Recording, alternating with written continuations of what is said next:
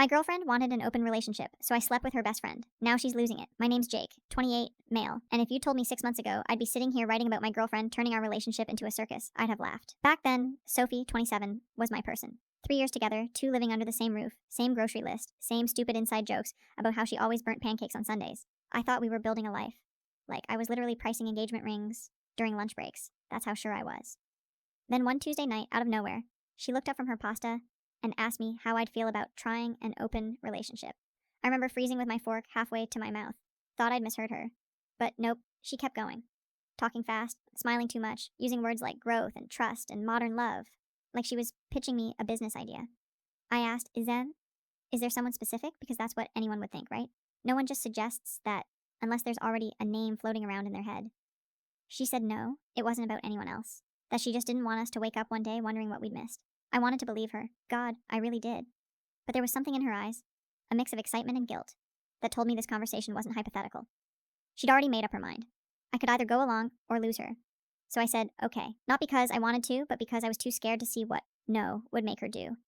I told myself maybe it was just a phase, something she'd get out of her system. But deep down, I already knew I'd lost her the moment she said the words. By the next night, she had new photos taken for fun. 2 nights later, I caught her downloading Tinder. She actually asked me to help pick which pictures made her look more approachable.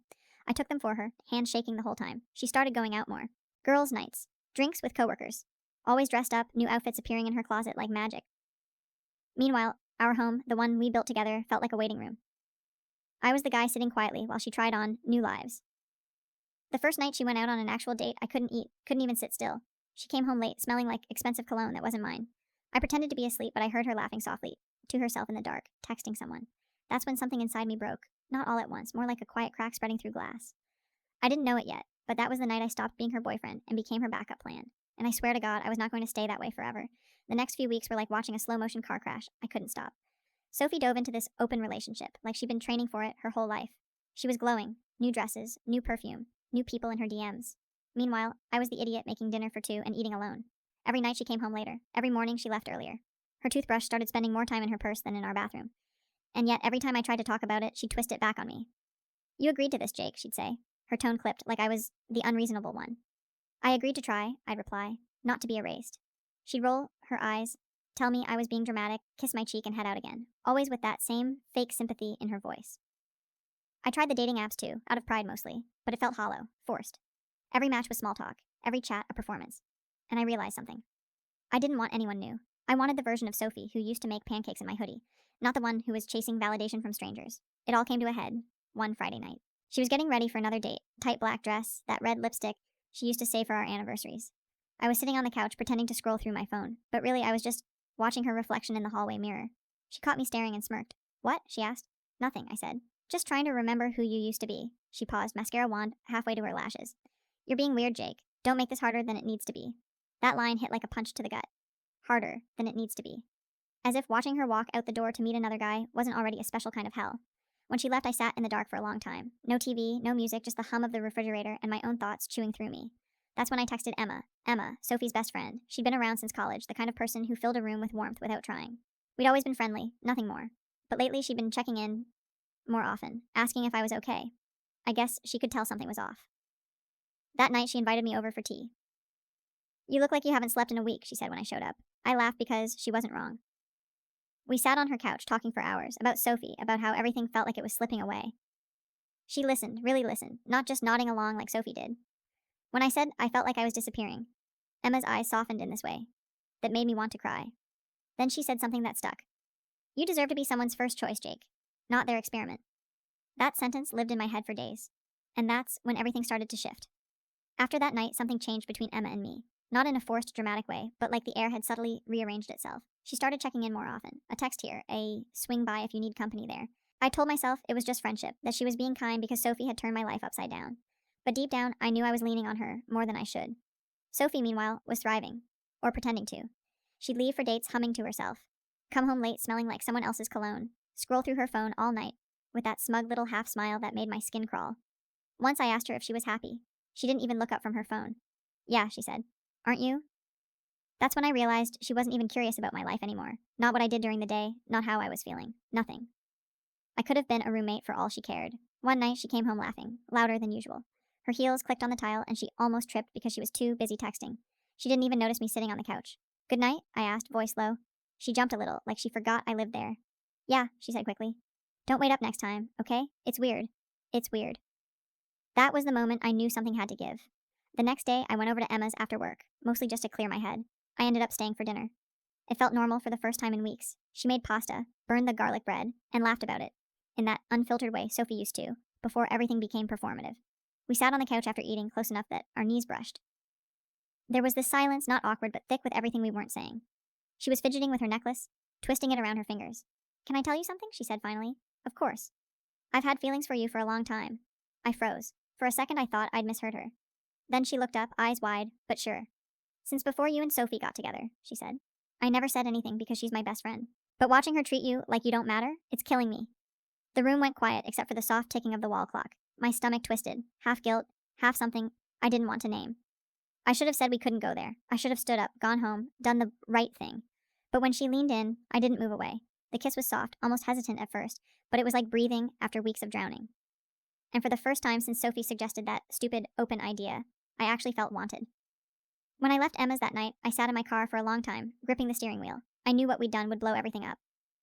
But some small, bitter part of me thought, good, because maybe Sophie needed to see what it felt like to be on the other side for once. The morning after I kissed Emma, I woke up in a fog of guilt and relief. Both emotions hit at once, like I'd finally come up for air, but couldn't shake the taste of salt. Sophie was already gone for work, her half of the bed cold and empty, like it had been for weeks. I sat there staring at the ceiling, realizing I didn't even know who she was anymore. I didn't tell Emma to forget what happened.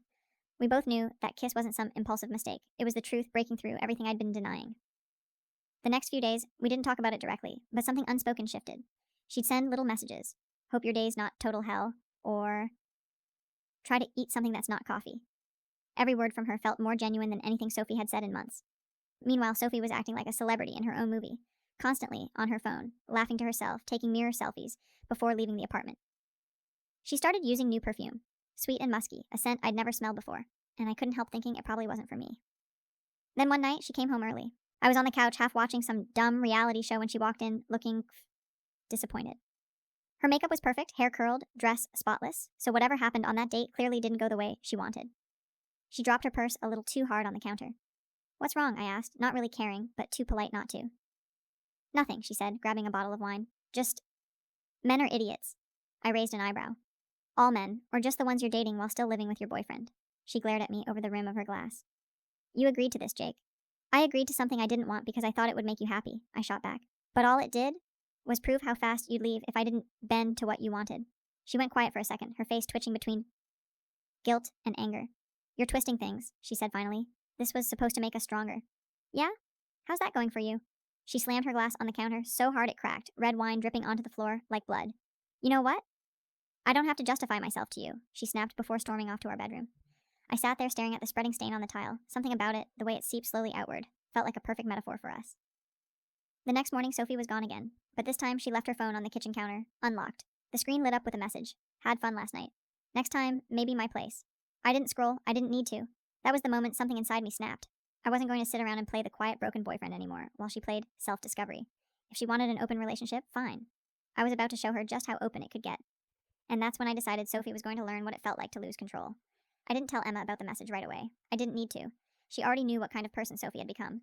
But that text, the casual way it popped up, like Sophie's entire self-exploration phase, was just a series of flings she could brag about, made something click in my head. I wasn't sad anymore. I was done. That weekend, Sophie was out again, and I texted Emma, "You free tonight?"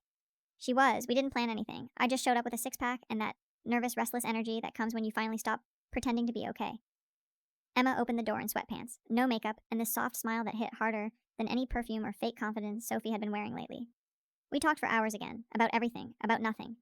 And then, somewhere between her laughing about her terrible cooking and me admitting I'd stopped recognizing myself, it happened. We kissed again. This time, there was no hesitation. It wasn't just physical. It was like coming home after being locked outside for months. She touched me like I mattered, like she was grateful I was there. And for the first time in forever, I didn't feel small or disposable. When I woke up the next morning tangled in her sheets, I didn't feel guilty. I felt free. On my drive home, though, I decided something. I wasn't going to hide it. Not anymore. Sophie wanted honesty, right? Radical transparency, she called it when she pitched the open relationship. Fine, she'd get it. That night, when she got back from drinks with coworkers, I dropped the first hint. Oh, Emma stopped by last night, I said casually, while washing a plate. Her head snapped up. Emma, why? We just talked. She's easy to talk to. That one sentence changed her whole expression. I could practically see the gears turning. She muttered something about being tired and disappeared into the bedroom. 10 minutes later, I heard her phone buzz. Then again. Then again. By the next morning, Emma texted me laughing. She's been calling nonstop. I didn't answer. It was petty, yeah. But watching Sophie start to unravel after weeks of acting untouchable, it felt poetic. Over the next few days, I leaned into it. Dropped Emma's name in random conversations. Mentioned how she'd been giving me advice, how she really gets me. Sophie tried to act unbothered, but she couldn't hide it. She'd grip her coffee mug too tight, scroll her phone with that fake calmness that only shows up right before someone explodes. Then one morning, I caught her going through my phone. She froze when I walked in, screen still glowing in her hand. What are you doing? I asked, voice low. Just checking something, she said, eyes flashing. Checking what? The results of your little social experiment? She tried to storm off, but I grabbed my phone back and said quietly, You don't get to act jealous now, Sophie. You wanted this, remember? That shut her up. But the look she gave me, hurt, disbelief, rage, told me exactly what was coming. She wasn't going to let this go quietly.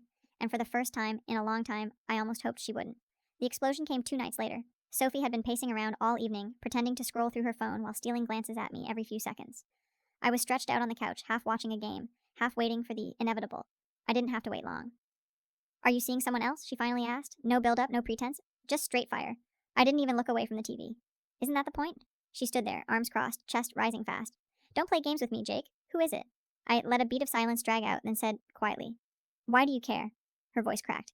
Because you're mine. I turned to face her, and she immediately looked like she regretted saying it. But I didn't let her take it back. I was yours, I said. You threw that away the second you brought home strangers and called it self-discovery. That's when she lost it. Her face went red. She started pacing, muttering. Then suddenly she slammed her wine glass against the wall. Shards everywhere, deep red, dripping down the paint. She was shaking. It's Emma, isn't it? I didn't answer. I didn't need to. The silence told her everything. She lunged for her phone, dialing fast. I could hear her screaming into it. You slept with him, didn't you? Then listening, pacing, crying, hanging up, calling again, over and over. I just sat there on the couch, quiet, letting her unravel. After a few minutes, she turned back to me, eyes wild and glossy. How could you? She was my best friend. I stood, calm as stone. You don't get to talk about loyalty, Sophie. You ended that conversation the night you walked out in that black dress for someone else. She shoved me then, hard enough that I stumbled back a step. You're disgusting, she spat. You couldn't get anyone, so you went after her? I didn't even react. You want it open, remember? Well, congratulations. It's open. She screamed, this raw, guttural sound that didn't sound human. Then she grabbed her keys and stormed out, slamming the door so hard the frame rattled. I exhaled, heart pounding. For the first time in months, the apartment was quiet. 10 minutes later, my phone buzzed. It was Emma. She showed up at my place, the text said, screaming, banging on my door. I didn't open. Then another message. She's losing it, Jake. I didn't even have time to reply before my phone started blowing up. Text from Sophie. You ruined everything. You two deserve each other. I hope you rot together. And that's when I knew this wasn't over. Sophie wasn't just angry. She was out for revenge. And if I knew her at all, she wasn't going to stop until she burned everything we'd built to ash. The next morning, I woke up to 43 missed calls. 20 from Sophie, the rest from random numbers I didn't recognize, probably her friends. My stomach sank when I saw one from my boss. Turns out Sophie had called my job at 2 a.m., claiming I was emotionally unstable and harassing her. I had to sit through a humiliating HR check-in explaining that, no, I wasn't some psychopath stalking my ex.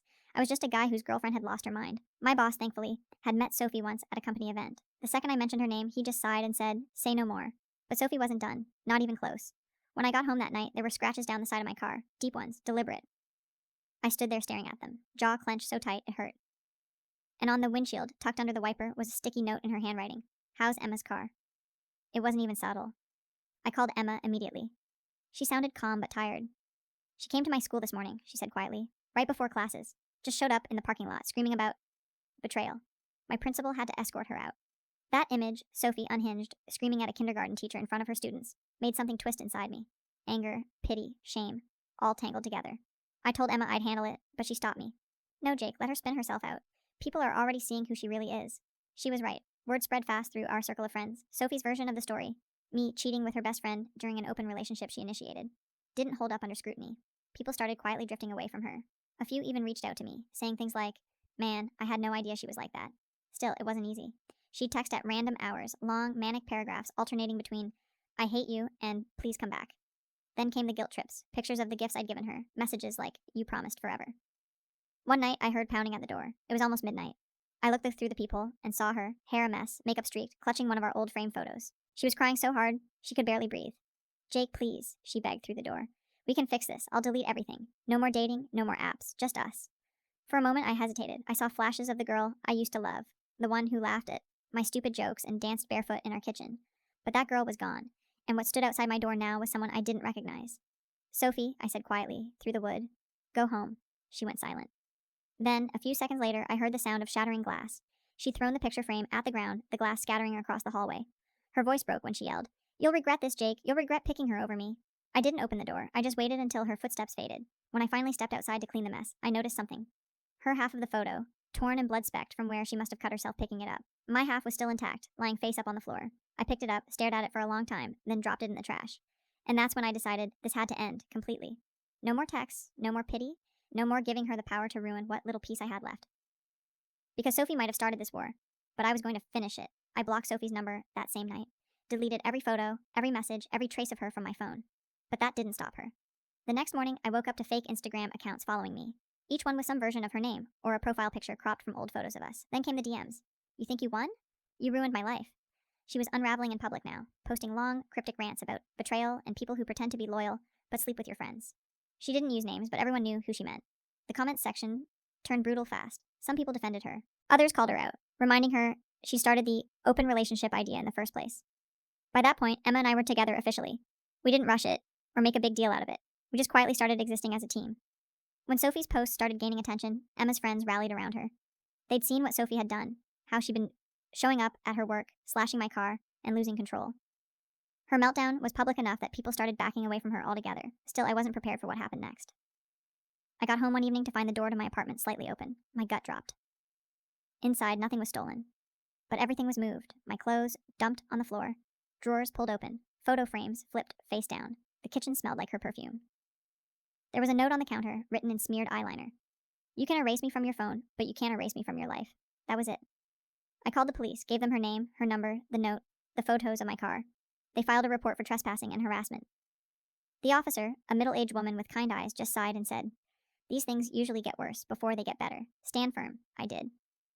I changed the locks the next morning. A week later, Emma and I were sitting in my new place across town, small, quiet, with sunlight spilling through the curtains. She brought over takeout and art supplies, said the walls needed color. As she painted a silly little sunflower above the kitchen light switch, I realized I hadn't thought about Sophie all day. Not her voice, not her perfume, not the chaos. It hit me then. Peace isn't loud. It's not revenge or triumph or proving someone wrong. It's the quiet of knowing you don't have to defend yourself anymore. Emma caught me watching her and grinned. What? She asked, brushing a streak of yellow across my cheek. Nothing, I said. Just, feels good to breathe again. She leaned in and kissed me, soft and certain.